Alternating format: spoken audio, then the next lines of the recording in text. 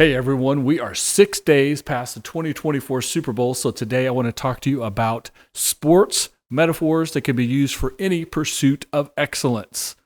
And I'm not just talking those lame things you've heard over and over and over again about it's a layup, it's a slam dunk, it's a home run, or a game of inches. I'm talking really good, cool, deeper sports metaphors that will make a lot of sense if you've ever listened to this podcast before. Here we go.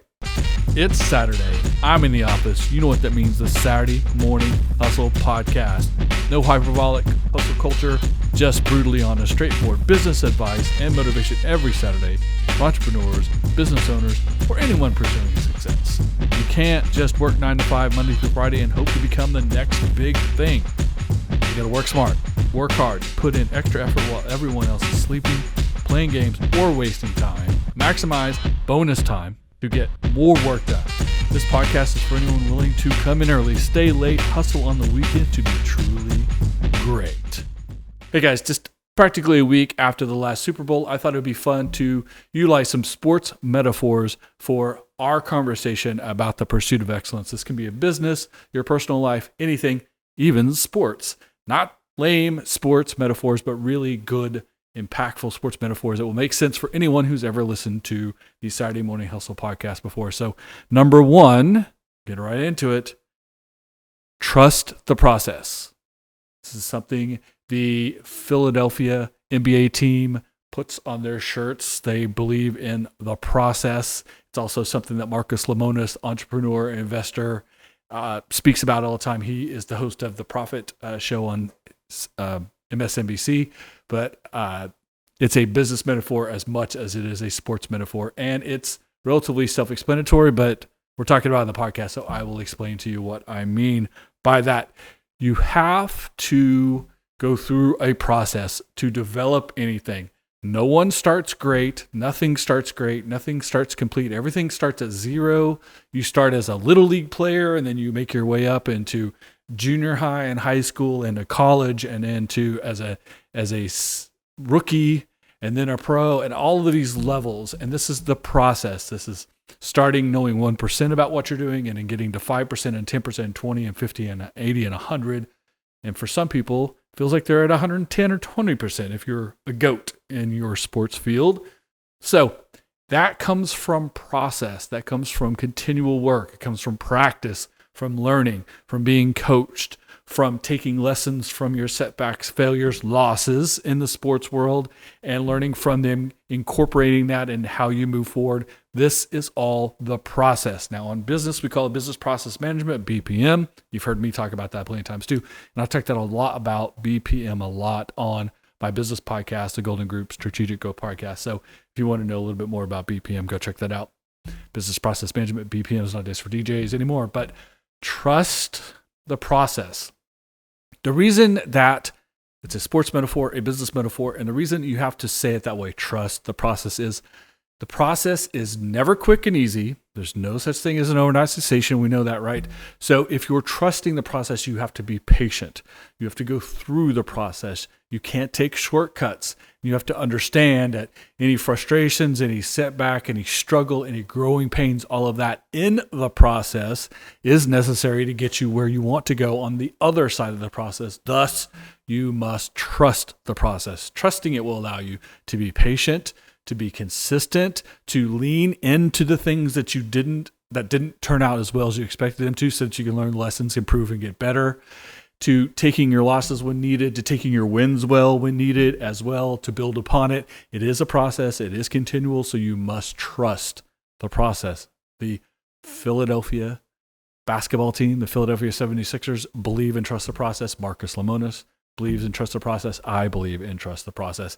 And you know who else believed and trust the process? I'm going to read this quote here because I want to get it exactly right. A beautiful quote from a GOAT when it comes to boxing, Muhammad Ali. I hated every minute of training.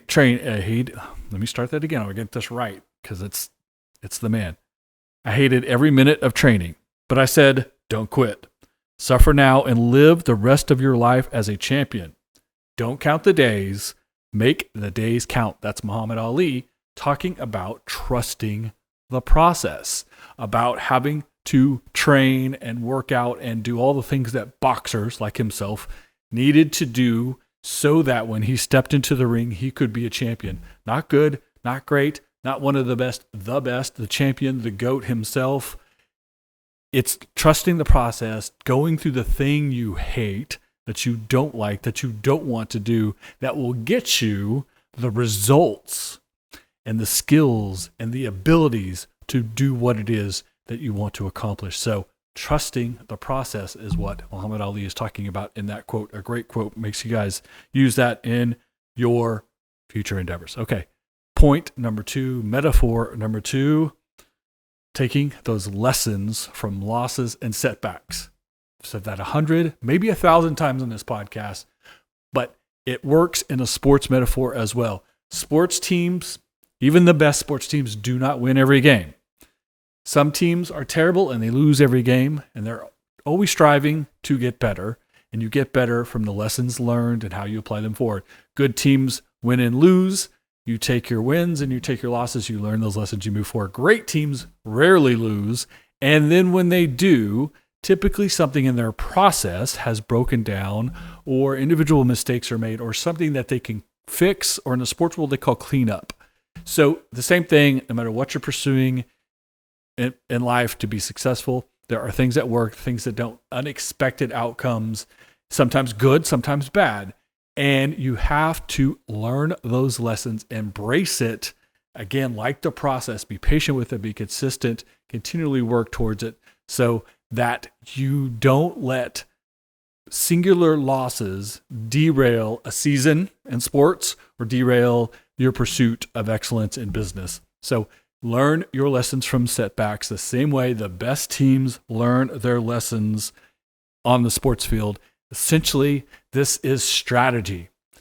If your team is not winning because you don't have a great offensive line in football, or you don't have a great pitcher in baseball, or you don't have three-point shooters in basketball, or you don't have as much speed as your opponents, or size or strength or whatever it is, the strategy would be to draft and recruit and find ways to bring people with those skills, those talents, etc., to your team so that you can have a well-rounded team, a team that accomplishes all the things they're supposed to do collectively so that you can collectively win. That's strategy in business, and that is learning lessons from losses in sports. When you can't compete at a certain level in a certain position, you don't have a good enough defense, a good enough offense, whatever skills you're missing, whatever expertise you're missing, whatever job descriptions that you needed to get the win, that you took the loss, the strategy is to fill that hole, to add someone to your team, or to coach up, train up, improve someone else on your team. Maybe you moved people around. Sometimes you hear of someone who was a defensive player in high school or college and they get moved to the offensive side, or vice versa when it comes to being in the pros, because they were a skilled athlete, they understood the game, and the team they were on needed them in a different position. Maybe they had too many players at one position or something like that. So sports and business, learn your lessons, adapt, adjust, and all of that comes from the first metaphor, which was trusting the process. Now, the next metaphor we want to talk about actually dovetails really well into the last metaphor about losses and lessons learned, and that is the idea that you don't let the same team beat you twice. Now, obviously, teams beat each other all the time, but what that means is when you take a loss, when you have a game or a contest or a scenario that doesn't come out the way you want to, that you don't let that linger, that you don't let that hold you back, it doesn't change your attitude, or maybe even make you want to give up or quit or just not practice as hard, or start to feel like you didn't just have a single loss, but that you're a loser and that you'll continue to lose. So don't let single losses, single no's, single unexpected outcomes, setbacks, anything like that. Don't let one thing in your bigger process, remember we started, trust the process, stop you from moving forward. It's only failure if you quit. So if you keep moving forward, if you learn your lessons, if you make adjustments, if you at least don't let the team that beat you twice by creating these thought processes in your head, but instead move forward understanding losses happens, Everyone's going to take an L. Everyone's going to get a no. In fact, you're going to get more no's than yeses. You're going to get 100 no's to every yes. You're going to get a lot of losses, especially when you're early in your career and you're developing the process. And the actual losses can be beneficial if you learn from them. So don't let 1, 2, 3 losses, don't let setbacks, don't let individual pieces of the bigger process stop you, sour you, or undo your trust in the process. That's how these go together as well. So another good sports metaphor that I love. And everything's temporary. Winning and losing is temporary. Success is temporary. Having money, not having money, spending money, making things happen, yeses, nos, doors open, doors close. Everything continually moves and continually going. That's why it's a process, and everything is temporary, good and bad. So don't let the negative temporary kill your potential to move forward and be positive, because you learn your lessons, you're making your adjustments. So don't let the same team beat you twice. Something you hear sports teams talk about a lot, and something that you'll hear business people talk about a lot, is creating a culture of winning. In the office, we call it corporate culture. Not a really great big fan of that term. I like to say workplace culture or office culture, because not everyone, in fact, most people don't work at a corporation, and the word corporation is not necessarily held in most highest of esteem. But corporate culture, office culture, workplace culture, and in a sports team, your athletic program culture, the people that you work with, the people that you work around, how you interact with each other, how you communicate with each other, etc. This is your culture. And you can't just win by showing up every day. You can't become great by just looking at what's good and getting by. You have to create a culture of excellence, a culture of winning.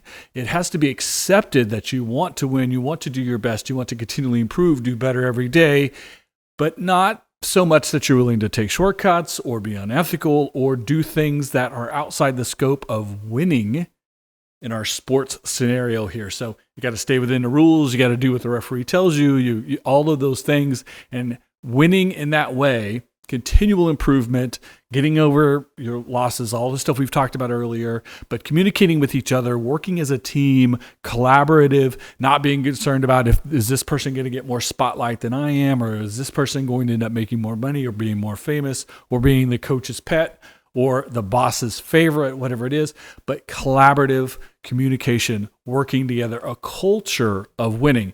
You'll see that in big time dynasty type programs. The Kansas City Chiefs just won the 3rd Super Bowl in 5 years. I think that's their record. That's a dynasty. In the NFL, you had the Patriots and you had the Steelers back in the 70s. You had the Cowboys back in the 90s. You had all kinds of programs that were dynasties, that were dominant, that won year after year, because they had a corporate culture of excellence.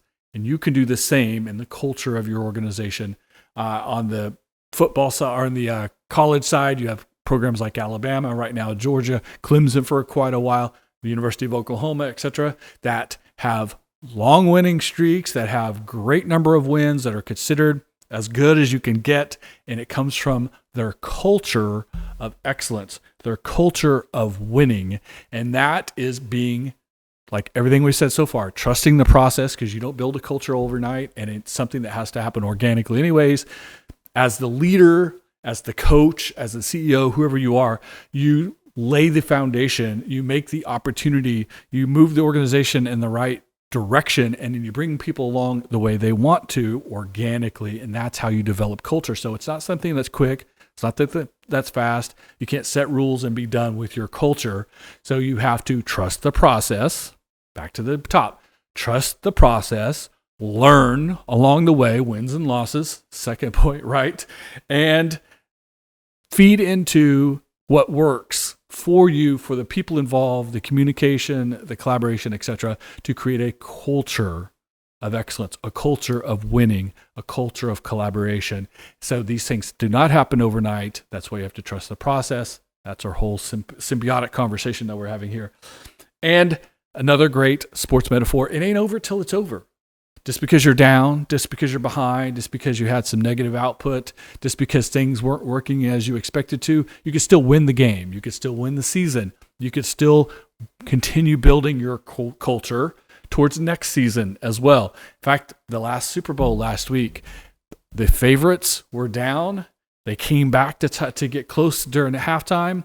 Then we go to the second half, and the team that was behind comes ahead. Then the other team comes ahead, and it gets all the way down to literally the last 2 minutes of the game, and then into overtime, and then ultimately who makes the final play at the right moment, because they worked together, they embraced their culture, they didn't let all of the setbacks, the negative things that happened to them so far, the other team scoring, penalties, drop passes, etc. They didn't let that affect them and keep them from ultimately winning, and the winning happened at the end. So being behind in the first quarter or the second quarter, the third quarter is not the end of the world. As long as you are ahead or tied in the fourth quarter and get yourself to overtime, and then continue to work, continue to go through the process, trust your people, communicate. That goes back to culture. That goes back to process. So it's never over till it's over. It's not over till the fat lady sings. And you can continually work, even if things don't look like they're going to work out the way you expect, or you're at a deficit at some point in the process. Don't give up until it's done, until you have a clear indicator that it's time to give up, learn your lessons, and move forward. So ultimately, one of the best things about sports, what I like about sports a lot, especially for young people, is there are two things that you learn really from sport. You learn teamwork, and the metaphor here that we would use is teamwork makes the dream work, right? So obviously, when you're a sports team, 90% of sports involve a team. Some of them are individual, marathon running or golf. But in most cases, you play a sport with a team, so you learn teamwork. Teamwork is important. In the office, we call it collaboration. We call it being cohesive. Again, communication, trusting the process. You have people on the team that are good, better, best. You have people that are really great, and it's people that need help. There's coaching involved. There's mentorship.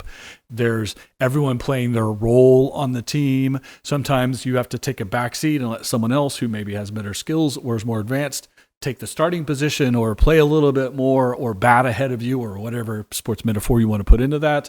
So teamwork is essential in sports, and it's essential in life. And that's why playing sports, especially young people, learn teamwork. And the other thing they learn, I think this is really key, and it's something I think some young people are missing nowadays, because maybe they're not playing sports as much because of the internet, video games, and all kinds of other things they can do with themselves in the world, is sportsmanship.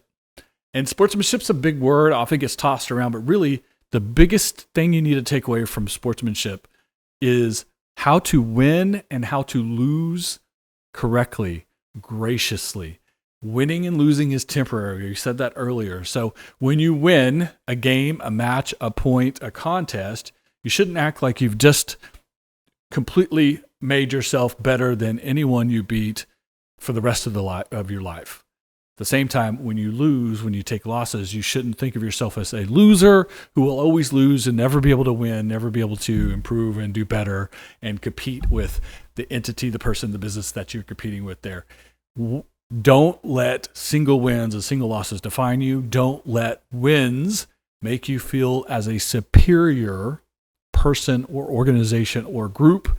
Simply because you won this time, you'll lose next time. Eventually, you're going to lose. So win well, win graciously, treat the people that you win over the way you would want to be treated when you're on the other side. And when you're on that other side, when you're losing, when you're the team that didn't score as many points and didn't win the game, don't immediately try to blame others. Don't look for excuses. Instead, look for those lessons you can learn, ways you could improve, things that you could do better next time. So the next time you're patched up with that team or another team, the next contest, you'll be able to do better because you've learned those lessons. That's trusting the process, learning your lessons, communicating, being collaborative because you have a culture of excellence, culture of winning. See how all of this goes together? It all comes back to that. So have a great teamwork effort. Understand teamwork, understand sportsmanship, understand treating people well, losing well, winning well. Don't let single wins and losses define you. Move forward. Be a person first and a competitor second. All those things can be defined and summed up in sportsmanship, and that's essential. So I hope you guys liked my non-traditional sports metaphors 1 week almost after the Super Bowl. I hope you enjoyed that, and I'll be looking forward to talking to you again next week about something completely different. Until then, get in the office, get some extra work done, hustle, grind, and create success for yourself. See you next week. Thanks for listening. Subscribe so you never miss an episode. Leave a comment, leave a review, share with a friend. I would really appreciate that. Follow and engage on social media, Twitter, Instagram, LinkedIn, and this Saturday Morning Hustle Facebook fan page. All the information, all the past episodes, all the Saturday Morning Hustle, Entrepreneur AF, and Coffee and Donut swag is at SaturdayMorningHustle.com. See you next week.